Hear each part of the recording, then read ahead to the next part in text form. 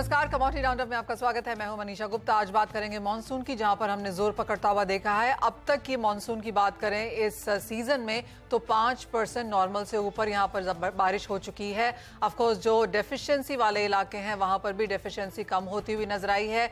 East और north east में सबसे कम बारिश हुई है, लेकिन अगर देश के बाकी हिस्सों में देखें तो बारिश अच्छी खासी जोर पकड़ती हुई नजर आई है। आज के दिन के लिए भी काफी जगह पे येलो और ऑरेंज अलर्ट यहां पर जारी किए गए हैं, फिर चाहे वो महाराष्ट्र, कोंकण या फिर नॉर्थ इंडिया है, जैसे कि हरियाणा, दिल्ली के आसपास, हिमाचल, यहां पर भी येलो से orange alerts as of now sound off किए गए हैं। साथ ही बात करेंगे यहां पर हल्दी की, जहां पर रिकॉर्ड हाइस पर फिर से कारोबार होता हुआ नजर आया है। आज का एक और दिन है जहां पर खरीदारी यहां पर जारी है। किस तरह के फंडामेंटल्स हैं, करेंगे उस पर बात। साथ ही बात करेंगे फेड की मीटिंग की। आज शाम को यहां पर दर बढ़ने की एक्सपेक्टेशन है, उसका कितना असर कमोडिटीज पर पड़ सकता है, इस पर बात करने के लिए हमारे साथ हैं कुंवर ग्रुप के रवि देओरा, एंजल वन के प्रथमेश माल्या और IMD के सीनियर साइंटिस्ट RK जनमनी। उनसे बात करेंगे, लेकिन सबसे पहले यहां पर बारिश का हाल देख लेते हैं, जहां पर ऑल ओवर इंडिया में एज ऑफ नाउ +5% के साथ हमने लेटेस्ट नंबर्स आते हुए देखे हैं। मिस्टर जानमनी, पहले तो आपसे ओवरऑल बारिश का ही व्यू यहां पर जानना चाहेंगे। जून 10% डेफिशिएंट था, जुलाई में नॉर्मल से ऊपर बारिश होते हुए नजर आई है। किस तरह से ये महीना खत्म होते हुए देखते हैं आप? It is excess rain, and we have already the seasonal rain is +5. And as you have seen, the deficient area only now Kerala and Uttar Pradesh and Bihar only, and some parts of Jharkhand and Bengal. So a lot of reduction in the area having the deficient rainfall. So there has been significant improvement right from June 25. We are receiving good rainfall over initially northwest India, Gujarat, and then west coast. Then it spread to central India, and now exactly over the area like Andhra Pradesh, Telangana, where we had the less rainfall. So this is very good to see. And the another is that the latest is the well-marked low pressure area is still over the off Odisha, South Odisha, North Andhra Pradesh coast, over West Central and adjoining Northwest way. So that will favor again the rainfall to continue mainly over Telangana, CAP. That we are keeping in the red color, and then coming to west coast, the rainfall will gradually reduce also, including Mumbai. So we have kept Konkan Goa in red color for today, but from tomorrow night onward, the rain will be reducing over that area. And now the main rainfall zone from 28 onward, we will get good rainfall over Bihar, Jharkhand, and Uttar Pradesh. So that's a good signal actually. But red color still a red color warning over coastal Karnataka and Konkan and Goa, mainly the South Konkan, mainly Goa. Yeah. जैसे आपने कहा mister जनमनी की महाराष्ट्र में अभी भी आज और कल एटलीस्ट यहाँ पर बारिश हो सकती है, किस तरह की वार्निंग्स यहाँ पर हैं? No, mainly I told you, mainly the southern parts of Konkan will have it. Of course, Madhya Maharashtra Ghat area will have a heavy to very heavy, isolated, extremely heavy. So that we have kept for 48 hours. But Mumbai rainfall will be only today for the orange color, heavy to very heavy. Yeah. Okay. Okay. अच्छा जनमनी जी, एक चीज़ और पूछना चाहेंगे, अब जो यहाँ से pace रहेगी फॉर अगस्त वो कैसी रहेगी? क्योंकि जब लगभग महीना सवा महीना पहले जब हमारी बातचीत हुई थी तब ज़्यादातर व्यूज़ यही निकल कर आए थे कि जुलाई के बाद से पेस थोड़ा सा कम होगा, अल नीनो का भी शायद कोई इम्पैक्ट दिख सकता है। वो परसेप्शन अब चेंज हुए हैं क्या? Actually, if we see the July month, nothing, no effect has come. So for the August, actually we will issue in the July end the update for August. And for second half also. So we have to wait for IMD, July 31st or something like that. We will be giving the update. Yeah. Mr. Janamani, but definitely July had got the excess rain, and we had active monsoon condition almost all days till today. Absolutely. Mister जनमनी, जिस तरह से east and north east में हमने एक बहुत बड़ी deficiency आते हुए देखी है, एज ऑफ नाउ भी -24%, यहाँ पर आपको लगता है बारिशें आगे जाकर हो सकती हैं? Yeah, northeast actually, as I was telling, this area for Jharkhand and Bengal, definitely 28 onward the rain is improving, but as such for the northeast we are not getting any very high rainfall signal actually.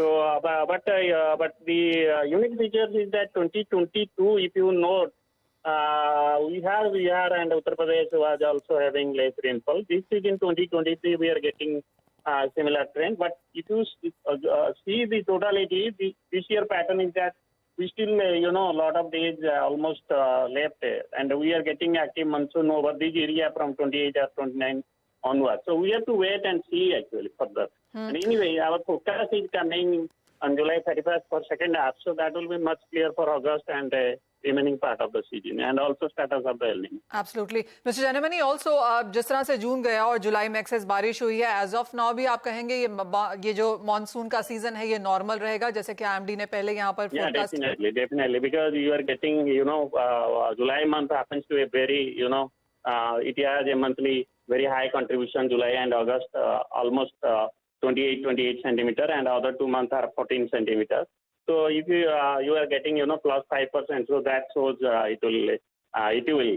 But our official forecast will come in the, I don't think it will be a statement from me or from IMD. But as it is so plus 5%, so we have to wait actually till July 31st, because that will give the scientific meaning. Fair point. एक और सवाल आपसे mister जनमनी, और वो ये कि काफी सारी हमने एडवाइजरीज यहाँ पर एग्रोमेट की तरफ से आते हुए देखी थी किसानों को, चाहे वो डिलेड प्लांटिंग, पोस्टपोनमेंट या रीप्लांटिंग को लेकर थी. एज ऑफ नाउ कोई हेडलाइन स्टेटमेंट जो IMD या एग्रोमेट की तरफ से आती हुई?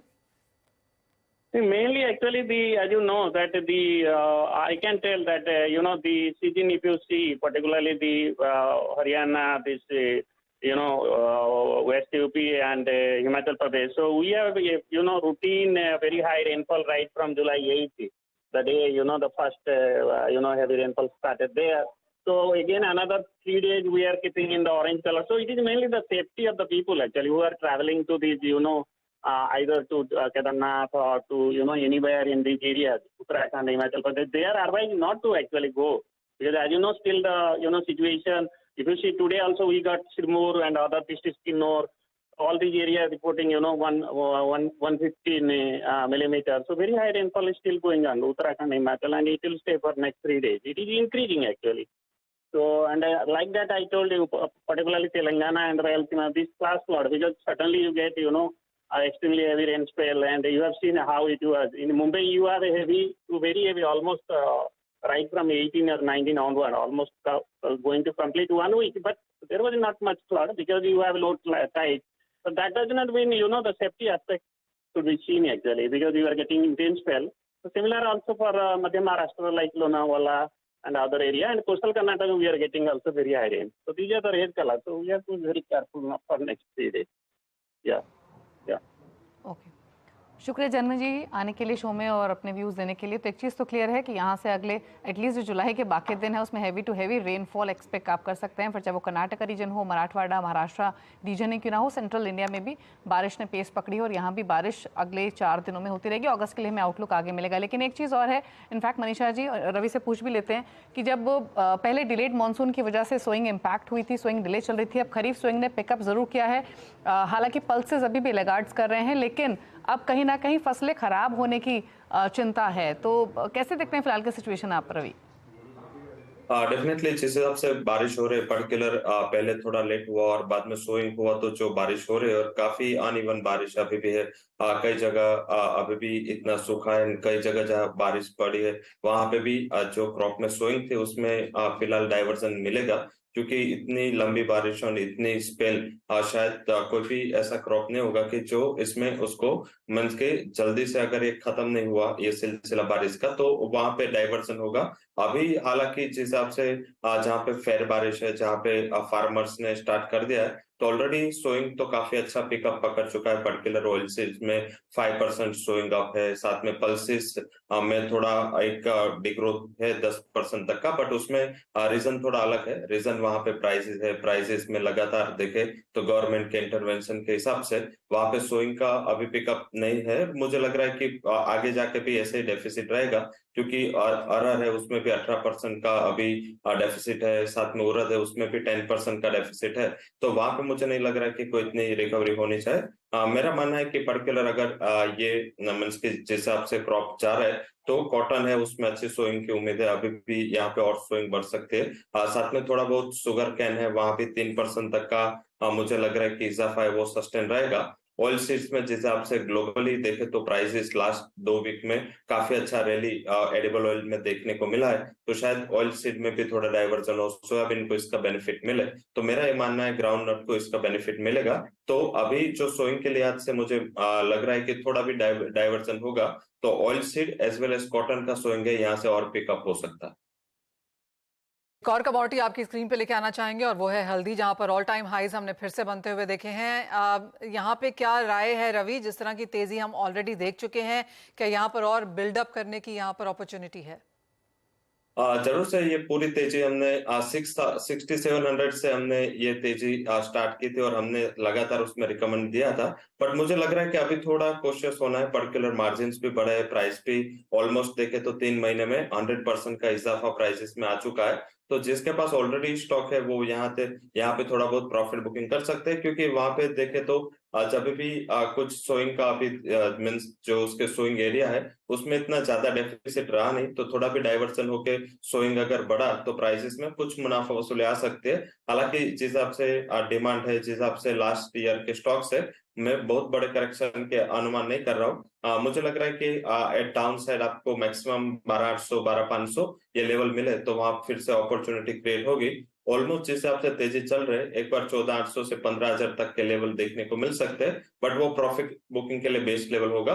बट मुझे लग रहा है कि एटलीस्ट यहाँ पे मीन्स पार्शियली प्रॉफिट बुक करना चाहे 14000 के करीब ऑलमोस्ट प्राइसेस अप्रोच हो चुके हैं, तो 50% पोजीशन बुक करें और 50% 14800 से 15000 तक आए तो वहां पे आप मुनाफा वसूल करके एक बार ये कमोडिटी से एग्जिट हो सकते हैं। तो 14,000 के आसपास प्राइसेस आ चुके हैं, पार्शियल प्रॉफिट्स ले सकते हैं और इनफैक्ट इस साल के एंड के जो टारगेट थे अपग्रेड्स होने के बावजूद वो ऑलरेडी टर्मरिक हासिल कर चुका है। चलिए रुक रहे हैं एक ब्रेक के लिए। प्रथमेश मालाई बने हुए हैं, रवि दियोरा तो हैं ही, फोकस करेंगे स्ट्रैटेजीज पर एक ब्रेक के बाद।